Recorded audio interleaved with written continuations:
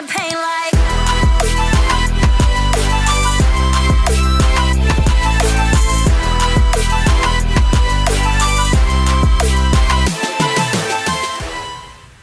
Hey guys, dearyoongi here, and welcome back to my channel. Today's video is going to be a little different because we're going to be speculating and hypothesizing something that hasn't even happened yet, which you may have seen from the title. As I'm sure a lot of us are aware, if you're here watching a video on the K-pop side of YouTube, K-pop as a genre has been doing extremely well in recent years, growing so quickly around the globe. But although K-pop seems to be performing so successfully at the moment, we don't currently know if this will be sustainable in the long term. So the question is, should the time eventually come, what could ultimately lead to the downfall of K-pop? In today's video, we're going to be discussing some of the potential possibilities that could one day be responsible, if the day ever came, for the decline of K-pop. And you guys can leave your thoughts in the comments on which of these you think it could be, or if there's anything else you might think would come into play. Just before we start, I obviously don't want this video to sound all doom and gloom, and I'm not at all insinuating that I think there'll be a day where K-pop ends or declines in the near future. This is all hypothetical, and I thought this video would be fun because I haven't really seen a similar sort of video on K-pop YouTube. So okay, let's get started with the first potential suspect. One thing that could absolutely lead to the downfall of K-pop is greedy labels. I'm going to start with this one just to get it out of the way because I think it's such an obvious one, or at least a reason that a lot of people will think comes into play whenever the K-pop industry is having issues, and understandably so. K-pop companies play such a big part in the careers of their artists, but they have always had a notoriously terrible reputation when it comes to the treatment of idols, whether this be through infrequent comebacks or the polar opposite end of the spectrum and overworking their artists. And a lot of the reasons why these labels act the way they do is because the music industry is such a lucrative business. And K-pop is of course no different. In fact, you could argue it's often even more lucrative. And as K-pop continues to grow in size and popularity, companies begin to get even greedier, and in recent years we have seen a lot of evidence of this. I think one big recent example of company greed is the monopolization of K-pop we have been witnessing unfold right under our noses at the hands of Hybe Corporation. In a business sense, the idea of monopolization basically just means what companies do when they aim to take as much control of something as possible to prevent other companies from having as much of a share. In recent years, since its forming, Hybe has purchased multiple labels, and I don't see this ending anytime soon until they have this huge K-pop empire they dreamt of, where most of the biggest moneymakers fall under one roof and are owned by the same people. The problem with monopolies for us as customers is that it can often lead to a lack of interesting innovation, because all products are coming from the same place, and more worryingly, higher prices, because the company in control has such a power over the industry, they can implement whatever pricing they want because they hold the majority power. Not necessarily at the hands of Hybe, but in K-pop in general, we are definitely seeing an increase in prices. I think we can all agree that recently, concert ticket prices have just been going crazy, and in the end it pushes us away as the user because we simply cannot afford to keep up with the prices. I remember seeing an artist as huge as IU struggling to sell tickets for her European tour, in a continent who have been praying to see her for years, because fans couldn't afford the crazy price point. I recently saw that NCT had their own AirPods case for £90, and fans were claiming the quality was poor anyway. Also, can someone please explain the new aespa Armageddon album to me, and why on earth I just saw it listed for £115 earlier? Do aespa come with the album? Plus, all these problems of companies losing fan support is if they don't self-implode first, like we have been seeing with the recent Hybe versus Jin situation. Another major issue of monopolization is that not everybody under one super company will necessarily agree with those in charge, and will still want to fight for their independence. That leaves us with messy situations like we have been witnessing recently in the media with Jin trying to take control of Adore and distancing themselves from Hybe. As K-pop continues to grow, I wouldn't be surprised if we start to see more situations like this, because companies can't get along and never know when to call it a day and quit while they're ahead. They'll always try to push it that little bit further in the name of business and profit. And K-pop as a music genre will suffer in the process. Okay, the next factor we could look at as something that will ultimately have a poor effect on K-pop is another obvious one that I'm sure people are thinking of, and that is the fans. Oh dear, I'm not sure where to even start with this one, but for years and years, fans have always played a big part in the messier aspects of the music industry in general, not just K-pop. However, I'm sure I can't be the only one who thinks K-pop fans sometimes just take things to a whole new level of extreme that we probably won't see elsewhere. And of course, it's never going to be all K-pop fans, but the ones who cause the most trouble are unfortunately the ones we often hear about the most, and therefore are the ones we're going to be talking about today. I think the main issue with fans we need to talk about is hypocrisy. I'm going to say it. As fans, we do a lot of finger pointing at the companies and blaming them for every negative situation that affects our faves. Because hey, even I agree that a lot of the time, they do have a responsibility to protect their artists and do the right thing. I even just admitted in the first point that companies are often part of the problem. However, I do also think that K-pop fans struggle to self-reflect and fail to look a little bit closer to home when sometimes their behaviour isn't exactly healthy either. We like to complain about lackluster content from K-pop companies. We say albums aren't good enough because the songs are too short and comebacks aren't often enough. Yet the second something is released, we purchase it anyway and play right into the company's hands. And nothing ever changes because we as fans don't change either. A lot of fans treat the artists they claim to love with disrespect too, just in different ways than the music labels we're often critiquing. We have K-pop stans starting fan wars with other fandoms, literally just for the sake of it because they're worried that another artist might come close to their faves in a record for something, like the most streams. Fans have been known to dig up scandals or stretch the truth to destroy the image of an artist they don't like to further elevate their faves. We have K-pop fans treating somebody they're supposed to love and respect just as a toy or product they can throw away the second they no longer appear available and obtainable to them after they get into a relationship. Not to mention Saesang fans who literally take things to a dangerous extreme, stalking idols and invading their personal private lives and space. We're all also aware that K-pop idols are held to an exceptionally high standard, but this isn't necessarily even always just coming from the company and industry like we expect. It often comes from the fans too, insisting that idols stay in perfect shape and image at all times. K-pop fans claim that idols are overworked, but also accuse idols of not working hard enough and being lazy at the same time. From the point of view of a K-pop artist, I completely understand why they would be frustrated and how they might have this fear that no matter what they do, they will never be able to please the fans. And these behaviours we have listed are only a few in a very long list of ways that K-pop fans ruin something that is supposed to be fun. It's music, we're supposed to be enjoying ourselves here. Realistically, in the long term, how sustainable is this moving forward? We surely cannot carry on forever, just running as one of the most toxic fandoms and having these practices that would not fly elsewhere. When is enough going to be enough? Third thing that could maybe also contribute to the downfall of K-pop is AI. This is another one where I feel like, oh my god, where do I even begin? But fortunately, I already did a whole video on this, so please feel free to check that out if you'd like to hear about this topic more in depth, because I will not be able to fully do it justice in like the next 2 minutes of this video. As I'm sure many of us are unfortunately aware, the advancements of AI, artificial intelligence, have been coming along incredibly fast. There was once a time in the not too distant past where we didn't really know how fast AI would become such a regular integration of our daily lives, but now we're getting there so much faster than any of us realised. And what's crazy is, while AI continues to develop more and more, we still don't even know the full extent of its capabilities yet, because it's likely they'll just keep adding and adding to them. AI has been making a much more regular appearance in K-pop in the last year or so, which leaves us with the same concern a lot of creative industries have had with AI. The way in which AI gathers a lot of its creations is by combining existing work it already has in databases. Therefore, the more AI learns, the more it can do. While this sounds interesting, what is more likely is that it will remove a lot of the creativity from creative processes. For us as K-pop fans, this will likely lead to online platforms and AI tools writing lyrics for our favourite artists in the style of them, just from what they have done in the past, taking away any meaning and authenticity from the final product. There's also so many other places where AI could be used in music, in almost every step of the production process, to be honest. And I believe in the past few months we've been seeing a lot of companies like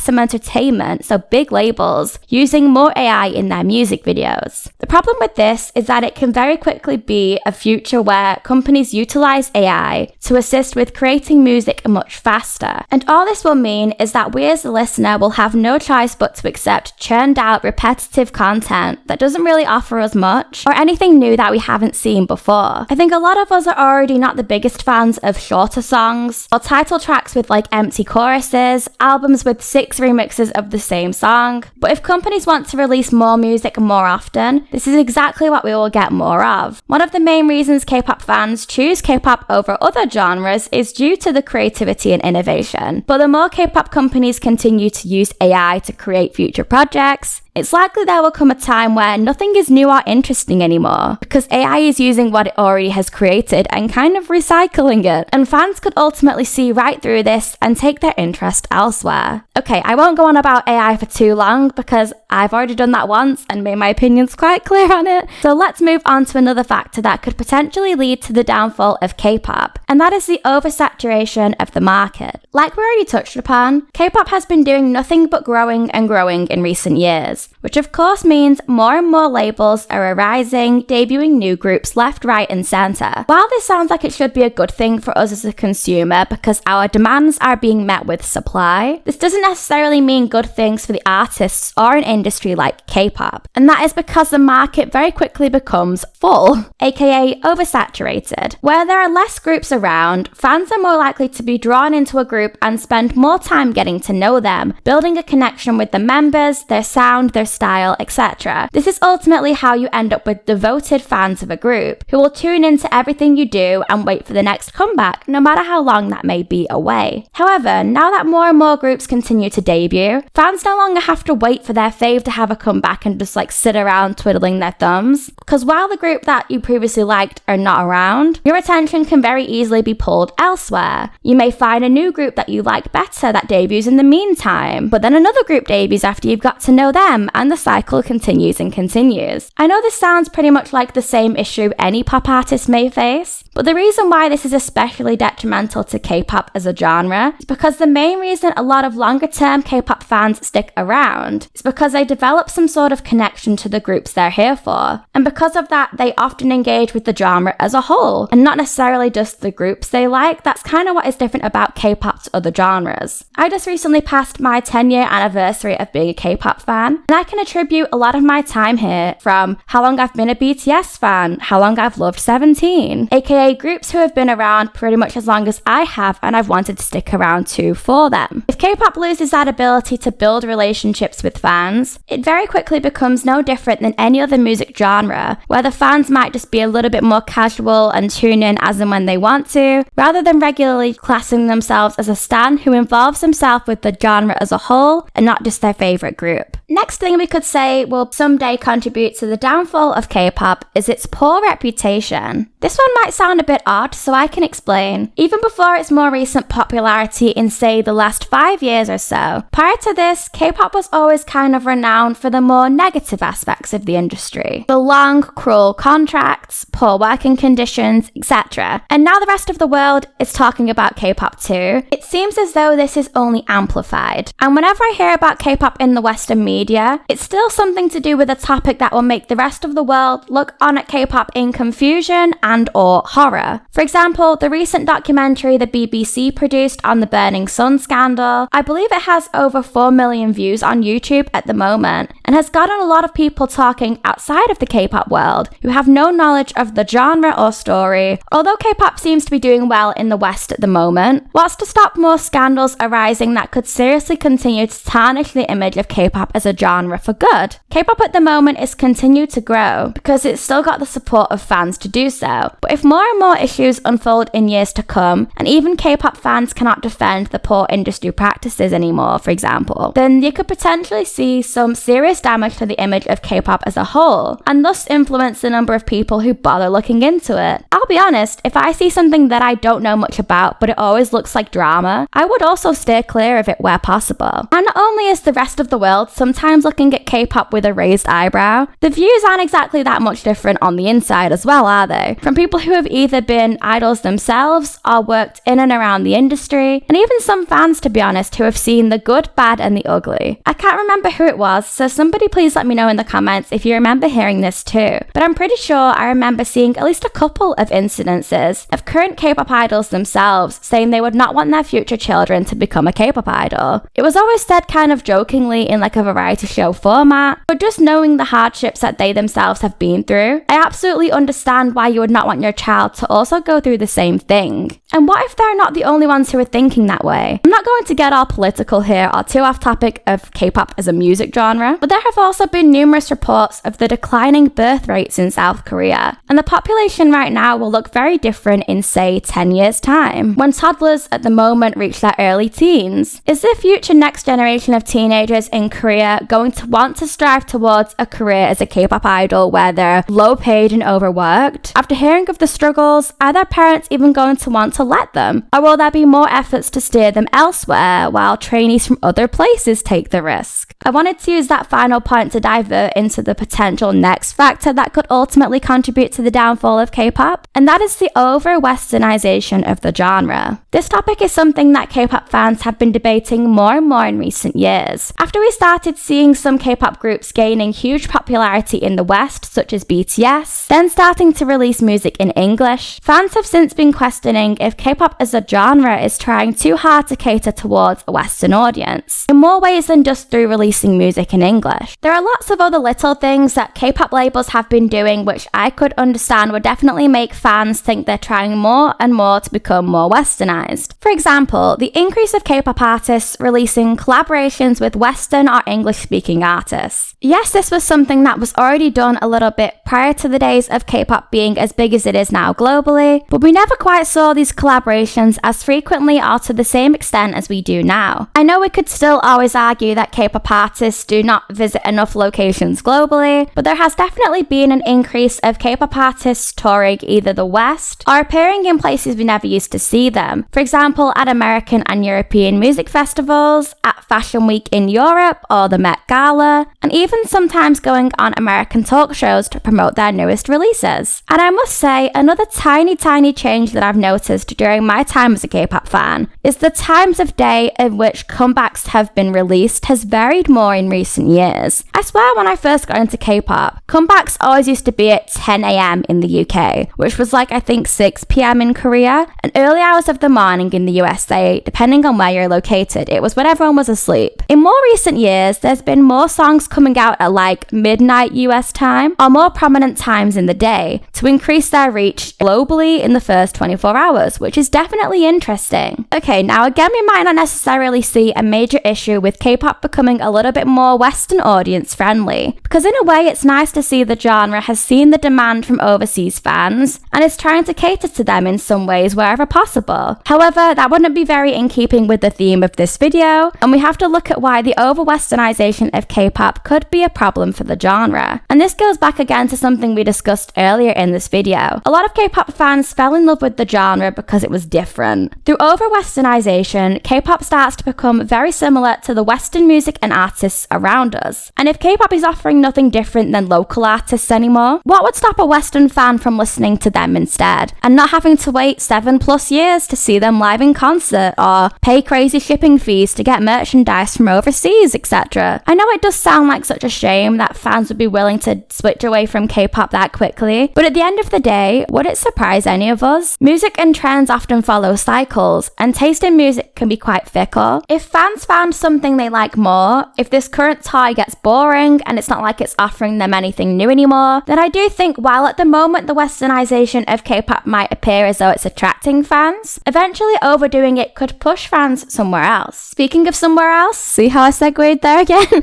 Last but not least, least, another factor I think could contribute to the downfall of K-pop is an interesting one: imitators. I literally haven't even thought about this that much before I started working on this video, and now I have to talk about it because I've intrigued myself. For those who weren't too sure on where the K-pop style we all know and love this genre for came from, I would say it's a combination of things like early J-pop, Japanese pop, and hip-hop / 80s 90s pop boy bands and girl bands in the West. And while a lot of these areas' music has kind of changed and developed over years, and the West and Japan might have ventured more into other areas for their pop music, K-pop has always remained true to its roots. And even though we have a lot of artists with a lot of different sounds, there's still this format that wasn't necessarily originally belonging to K-pop only as a genre, but it kind of feels like it does now. Although the West used to be known for some boy bands and girl band greats, times are different now. There is a low-key kind of lack of boy bands and girl bands in Western music, and I miss the days of there being fun groups and choreographies releasing proper bops when I was growing up in the 2000s, and then reminiscing on groups I loved who were bigger in the 90s. And in my opinion, because the West wasn't really able to offer a lot of us who are fans of the idea of pop boy groups and girl groups something to follow in the last decade, that's why a lot of fans ventured into the K-pop world. I know for myself, for example, I got into K-pop during my days as a One Direction fan, and then when the group stopped doing stuff as often as a whole, I started getting more and more into K-pop. However, like we've said, none of these practices in K-pop are exactly new or unique. So what is there stopping other countries around the world from looking at how much K-pop has grown in recent years and trying to create similar groups of similar styles? They wouldn't necessarily be copying K-pop, but they'd be bringing something to the scene that K-pop fans would love and be drawn in by. It would catch their eye because it's different, and who knows, it might interlink with the K-pop world so well that they don't realize they're going astray. One great example I wanted to talk about where I feel like this is already happening a little bit, and I hope I don't get cancelled for saying this, is XG. XG are a Japanese girl group who currently are based in Korea, I believe. So they perform on like Korean music shows, but their music is in English. Their style is very much a combination of things you'd see in J-pop and K-pop, but also Western pop and hip-hop from like the 90s, 2000s. There's always this constant debate going on as to whether or not XG are K-pop, because they perform on Korean music shows and are based in Korea, but their songs are in English. And personally, in my opinion, I wouldn't say they're K-pop, but they are using techniques and practices with the way they release and promote their music that is reminiscent of K-pop, which is why I think a lot of the confusion is coming in. But not just confusion, success. XG have kind of been killing it. They're getting more and more popular with each comeback, and I think it's because their label have been very clever in giving fans what they want with regards to filling a gap in the Western market while still appealing to fans of K-pop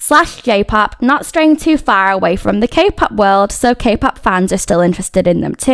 And I think this could potentially be an example of something we get to see more of in years to come. Okay, before we conclude, I know this isn't exactly a debate video, but when I do like a topic or debate style related video, I always close with what my thoughts are on the topic. So, what do I personally think will be the downfall of K-pop? I don't think the eventual decline of a genre would ever be black and white, and that I would be able to pin the downfall of a whole genre to one specific thing or event. First of all, the wording I know is a little difficult because downfall, yeah, I know it's an extreme way to put it. A downfall insinuates that something drastic happened to cause a decline, when really what is more likely is that K-pop won't necessarily drop off or fall off like people try and claim, but there may come a day where it stops climbing in popularity the way it currently is, and things kind of like slow down. The wording downfall is literally just for the context of this video in the way I used it. I think if we look at a few of the points I mentioned in today's video, the point where most of these come a problem for K-pop is where the genre's originality and creativity come into question. Like I kept on saying, one of the main reasons I think a lot of K-pop fans found themselves here is due to the fact that K-pop was able to offer something new, different, or interesting that we couldn't really find in other areas of music, whether this be in the sound itself or more creative styling, concepts, and music videos. These are the things that make K-pop so special, and without these things, I do fear that K-pop runs the risk of becoming just pop music. No different than the pop music most of us are able to access from our home countries. Losing that spark we all know and love would be what is most harmful for the genre. And again, I don't think this will be done in just one way. K-pop could lose its originality in a number of ways, and I think a combination of these coming together would ultimately lead to K-pop as a genre genre seeing a decline in new fans, or more current fans kind of losing interest? Like I said in the beginning of this video, I'm not trying to scaremonger and imply that this will be happening like tomorrow and we should all be worried, but at the same time, there are definitely areas where we as fans can at least be vigilant of changes occurring around us, and the best time to speak up and change things is before it's too late. I don't see any issue with us starting the conversation in advance. If you're here watching this video, it's because you love the genre just as much as I do,